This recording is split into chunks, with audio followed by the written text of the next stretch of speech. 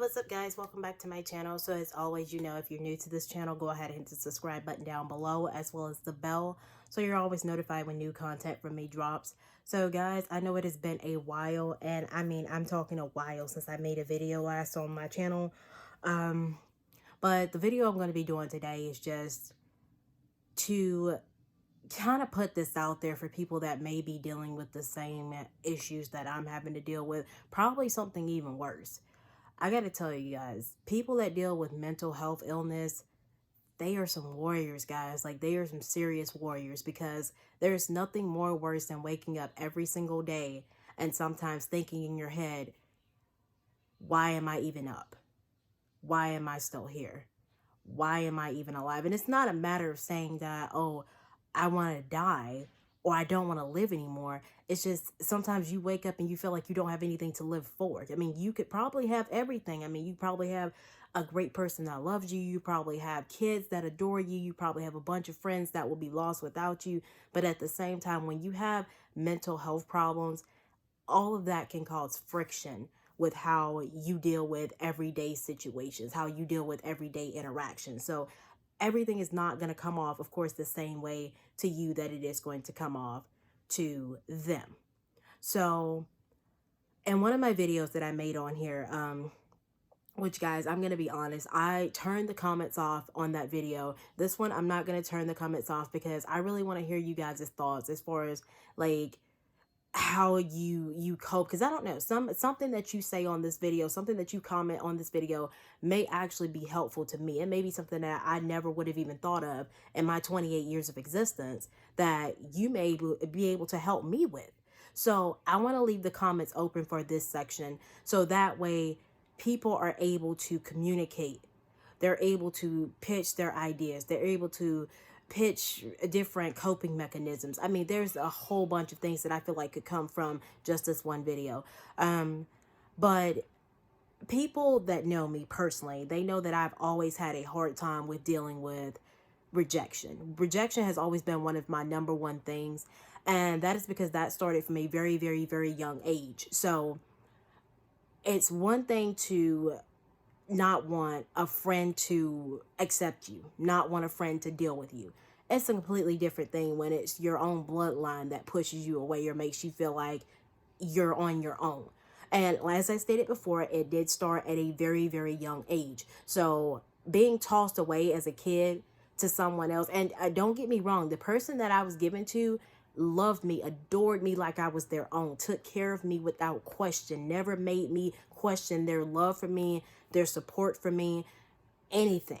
I felt like I was on top of the world when this person took care of me for the first 8 years of my life. I was happy. I was a very happy child. So it went from what could have been a very, very sad situation to me being placed with somebody that really gave a crap about me. So guys, and I'm sorry, I'm sitting on my bed, so if my phone starts to like wobble or anything like that, don't ask. But anyways, having this person take care of me for those first 8 years, it gave me a reason to want to be around. It gave me a reason to feel like I belong. It gave me a reason to say I need to be here because there are people that obviously want me here. They obviously want me here. So my godmother was one of those people that took care of me. Also my grandmother on my father's side of the family. She was also a huge part of my life. So those two women played a major, major, major role in my life as far as how good everything was. Birthdays were the absolute best with them. Christmases, I remember just about every Christmas that I had that I was able to remember because of how much they were around me and impacted my life. Well, after, of course, I turned 8 years old, I got turned back over to the one person that booted me out of her life because she didn't want me around. And I feel like the two women that raised me, they tried so hard to fight for me. They tried so hard. And I give them complete kudos, even though they are no longer here on this earth and I miss them every single day. Kudos to them because they actually tried to fight for me to stay with them, to give me a better, stable home environment. And I said environment, I'm sorry, environment. But it was the best life for me until I turned 8, and then I had to be pushed back into a hellhole. So, of course, that caused a huge mental decline for me because then I was sad all the time. I just felt like I did not want to be around. And I'm telling you, when an 8-year-old starts to feel like that, they don't need to be around, or they don't deserve to be around, or they're not cared for, or they would be better off not on this earth, that's how you know it's bad. That's how you know it has gotten that bad, when a child that young can decide or say that they feel like they don't have a purpose in this world. And that was me. I was that 8-year-old kid. So, of course, growing up, I had a series of tragic things that happened to me. I'm not going to talk about them in this video because for some people, I feel like that may cause flashbacks of a terrible, terrible time in their lives. And I don't want to do that to anybody because I know how hard it is for me to bring it up. I don't want to bring it up because I know if I do, I'm probably going to start crying. That's not something I want to do at all. But yeah, I had a couple tragic things that happened to me throughout my life. Uh, Before I became a teenager, even after I became a teenager, it was a complete downward spiral. I think around the time when I was about 17 was when I finally came up out of everything. And that was because I finally agreed to accept help for the problems that I had going on. So I got the help that I needed. Uh, After that, I kind of felt like I could move on in life. Once I turned 18, uh, I pretty much met the first first guy I'd ever gotten with. And honestly, I don't know if I was just blindsided, if I was naive, if I just, just wanted to feel like I had somebody that would actually say they love and cared about me again. I don't know. But I stepped into a relationship with him, and from the very first day, I feel like I should have ran away then because I had no idea how much I would deteriorate physically as well as mentally by being with this person. But anyways, I stayed with them. Things got pretty, pretty bad, pretty, pretty violent. It was a horrible, horrible, horrible situation. So bad to the point where right now I could actually say I'm lucky to still be alive because I probably should have died at 18 years old. As sad as that is to say, because I put my trust, my time, my love, and everything else into the wrong person. And it almost cost me my life.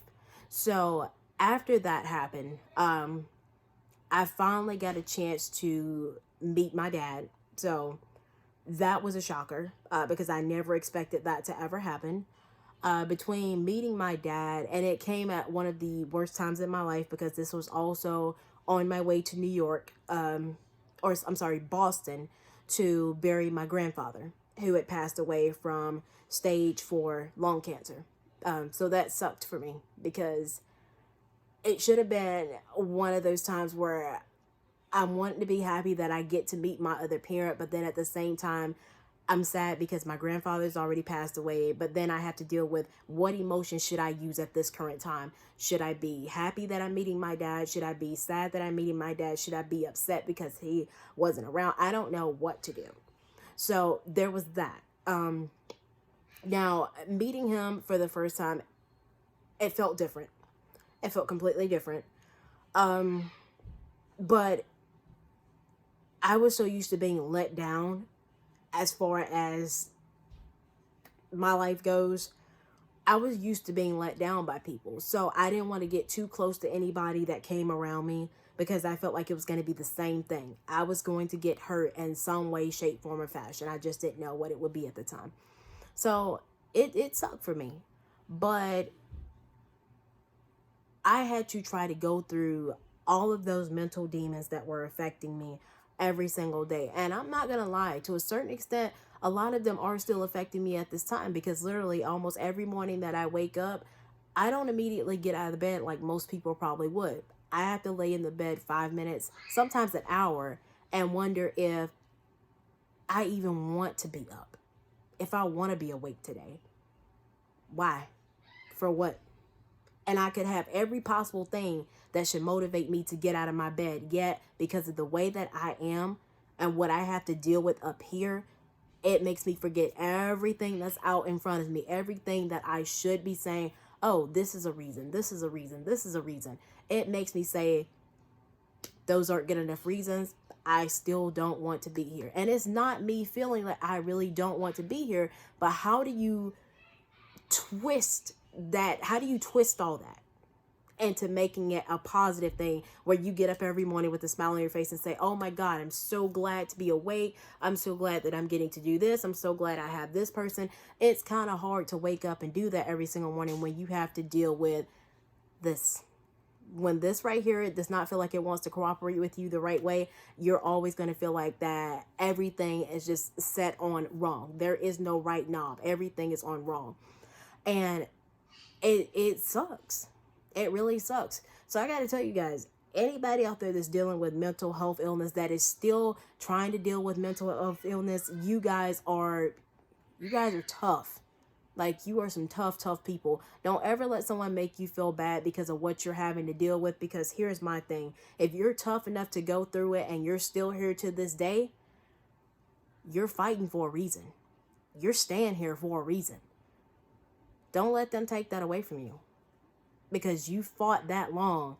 You didn't fight for nothing. You may feel like at times you're fighting for nothing or you're staying around for nothing. Don't let them make you feel that way. Because I feel like that every single day, but then I have to try to tell myself at the same time, look at how far you've came. Look at how far you've came. You're 28 now. You have an amazing daughter. You have a husband that loves and cares about you. You have in-laws who basically accept you like you're their, their pride and joy pretty much. So looking back 10 years ago, this was not where I would have seen my life going at all. I'm still having to deal with mental health issues. Is it easy? Absolutely not. Absolutely not. Am I going to give up? Absolutely not. Am I going to keep fighting? Of course I am. So to all my people out there that are suffering with mental health illness, don't let anyone stop you. Don't let anyone put you down. Don't let anybody make you feel like you are not a person, because guess what? You are the strongest human being alive, because you are fighting something that someone cannot see. They physically cannot see it. You know how it feels. They don't feel it. You do, and you're dealing with it. So continue to deal with it. Do not let them get you down. You guys can do this. I love you guys. That is all I have for this video. So until my next video, guys, peace.